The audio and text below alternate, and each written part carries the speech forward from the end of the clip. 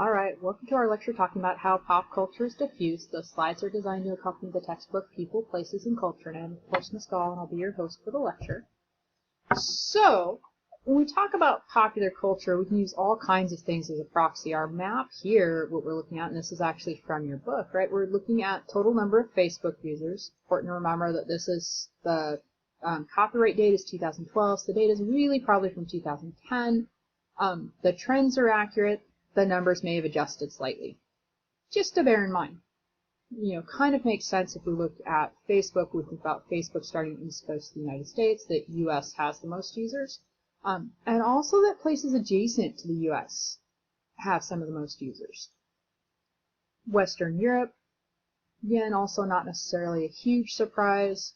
Parts of South America, parts of Southeast Asia, right? Those are a little bit surprising, because it wouldn't occur to me that lots of people there use Facebook, but these are also places that have a reasonable number of folks who have migrated into or out of the U.S. in terms of being students, and they're also places that have a lot of contacts with U.S. for various reasons. Right, again, not surprisingly, we don't see a ton of Facebook users in places like much of Africa. China doesn't allow access to things like Facebook. They have homegrown alternatives. Okay. Russia, internet connectivity may not be what it could be. Same thing with Eastern Europe, right? But also just the fact that they are not as generally closely linked to the U.S. So just some things to think about when we talk about how pop culture is diffused. We can kind of look at and see these patterns moving out. We're going to keep talking about how that works here throughout our lecture. So, we got to remember and talk about a few concepts, and we've already introduced these concepts in previous units, but they're worth reviewing. So, with the idea of distance decay, right, the likelihood of diffusion decreases as time and distance from the hearth increases. Okay, so this is an inverse relationship. Okay, in other words, the closer you are to the hearth, the higher the likelihood of diffusion. The further you are in time or in distance from the hearth, the less likely. One goes up, the other goes down. Okay, that's an inverse relationship. Time-space compression, on the other hand, this screws with the idea of distance decay. And it screws with the idea of distance decay because instead of looking at time and at space, right, at distances, what time-space compression does is calls into notion this idea of connectivity. And places that are closely connected can actually jump the distance or the time aspect of distance decay. So it can really kind of screw with it and mean that places that are widely spread apart could have ideas diffused from one to another without too much hassle, just because they happen to be connected when we talk about communications or transportation technologies. And so distance decay used to be the big problem with cultures diffusing. These days, it's time-space compression has made it significantly more likely for cultures to diffuse and has actually facilitated the spread of popular culture. So we could look, for example, if we're talking about how do you establish or figure out kind of where the hearth of a popular culture item is, right? Your textbook happens to use the Dave Matthews Band, which was all the rage maybe 10 years ago. But we can look at and say, where do we see the most concerts the earliest? When we look at our map here of the U.S., right, and really mostly it's the U.S., although you do see some in Western Europe as well. You'll notice the ones in Western Europe, though, they're all more recent. So we want to look at the dark red dots.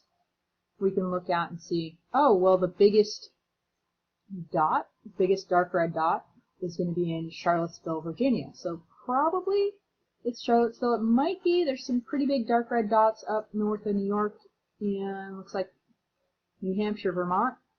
Hard to tell in this map, right? But certainly those two states are very close together. Maybe southern Maine. So we can speculate without necessarily knowing too much about the history of the Dave Matthews Band that they got their start either in Charlottesville or somewhere up in the northern part of the northeastern U.S. We can kind of see that spread in time and in space outward from those hearths and ultimately westward across the U.S. and eastward across the ocean into Europe. So when things diffuse through popular culture, they start out diffusing hierarchically. Okay, so you get, for lack of a better term, since you guys are high schoolers, we talk about the cool kids adopt it. We call those folks early adopters. And then it spreads out to the next level of kids, the pretty cool kids, right? And I forget the technical term for those guys. And then ultimately it gets down to where people are adopting it just because somebody near them has adopted it and introduced the idea to them. So it's not about necessarily as much about being cool as it is, oh, this friend of mine did it or likes this or whatever, and introduced it to me, and now I think it's really cool too. Right? And remember, contagious diffusion is that person-to-person contact-based diffusion, either a literal contact or a figurative contact, like, my friend in Oklahoma likes this and posted a link to it and showed me the video, and now I like it too, right? That's a figurative contact, because we're not face-to-face with each other, but it's still an example of that contagious diffusion. But, that being said, hearths are not just, we talk about them primarily when we talk about where do things start. Remember, with popular culture, it's very, very easy to figure this out, because popular culture is constantly changing and new things are coming up. And especially today, everything's documented. Right? But you can also manufacture a hearth, which is to say, you take this idea of reterritorialization.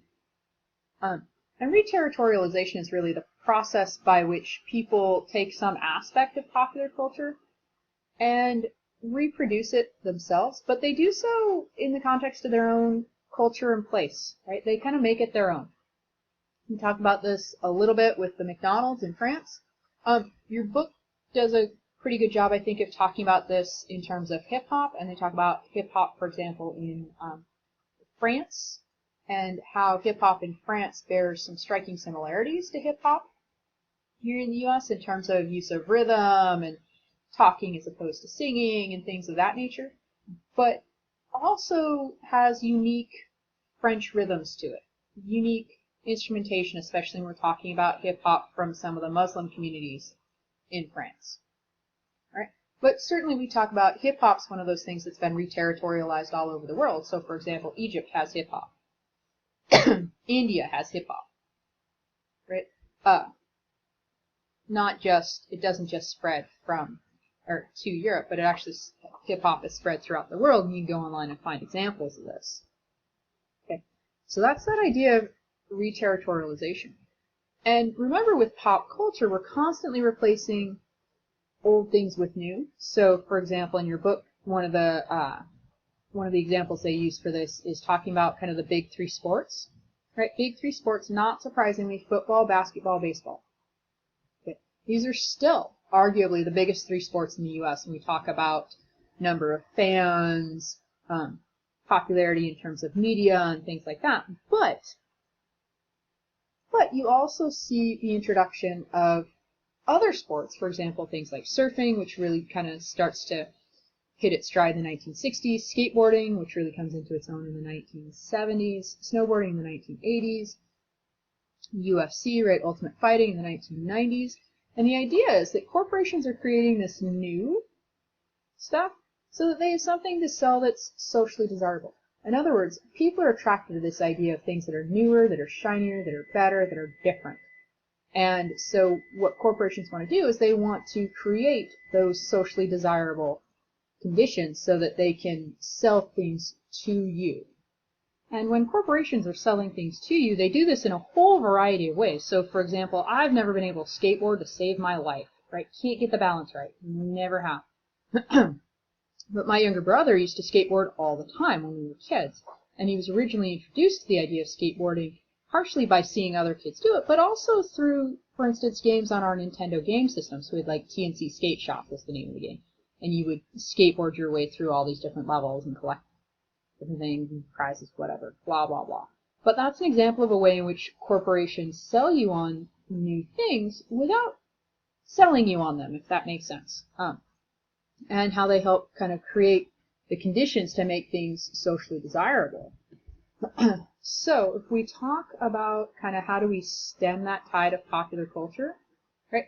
And that big concern, which we see throughout the world, of losing the local, because a lot of times when we talk about popular culture, U.S. culture, when you're abroad, you see it actually denigrated because it's this idea of the U.S. is trying to completely take over, right? So that's really the concern, is that places are going to lose their uniqueness and everything's going to kind of become placeless. Again, remember this ongoing theme of this battle between popular culture and local culture, and what does that mean? So we talk about the global scale. Really, there's some areas that have the biggest influence, that are the most likely to be hearths of popular culture, right? Places like North America, Western Europe, Japan, India, South Korea. And these are really the hot spots at the moment. That could change, right? That's the thing about popular culture. It's always, always changing. So we talk about North America. We see coming out of North America, unsurprisingly, movies, TV, music, sports, fast food, right? Nobody should be surprised by that. When we talk about Japan, we start to see children's television programs, electronic games, right, video games, new entertainment technologies. These are things like new gaming systems, right? Also, not necessarily a surprise. Western Europe, fashion, television, art, and philosophy, right? Television, think about any time you've ever watched any kind of British programming. So if you watch, for instance, Downton Abbey, would be TV coming out of Western Europe. See a lot of art come out of Western Europe, a lot of philosophy and things like that. Talk about South Korea. We see some of this here, not as much over here in the U.S. from South Korea, but particularly if we're talking about spreading out, say, to China. And television dramas, movies, popular music, these are huge in China from South Korea, partially because of that closeness in space, right? But we also, even over here, we still get, for example, popular music. A few years ago, the Gangnam Style was an example of popular music that had spread from South Korea to here. We talk about India, we talk about movies. If you've ever heard of Bollywood movies, for example, are, especially in the Indian community here in the U.S., they're huge. And they're really huge over in India and in Southeast Asia. And Bollywood, by the way, kind of India's answer to Hollywood. So, when we're talking about that rapid diffusion of popular culture, it's hard to track hearths of goods or ideas because things are spreading so rapidly that it becomes difficult, right? And as popular culture displaces or replaces local culture, it is often, usually, met with some kind of resistance, particularly on the part of older folks. Okay, younger kids much more likely to adopt popular culture than their elders. Now, geographers realize, and really I hope by this point in our unit you do too, that local cultures interpret, choose, and reshape the influx of popular culture to meet local demand. Okay, so just to kind of sum things up a little bit, what we've been talking about is how is popular culture diffused. Remember, it starts out hierarchical and then reaches a level at which it's contagious diffusion. We talked about how do we find hearths and looked at like the Dave Matthews Band and the number of concerts and how early those concerts were as a way of establishing where their probable hearths were. We talked about where do we find the major hearths of popular culture. We talked about the U.S., we talked about India, South Korea, Japan, Western Europe, right? And then we also talked about some of the conflict that can happen as popular culture displaces or replaces local culture and what that can mean. And we talked about how places re-territorialize popular culture to kind of make it their own and make it unique and bring in that local culture aspect to it. So if you have any questions, I'd be delighted to answer them. Please just bring them into class and I'll see you the next time we meet.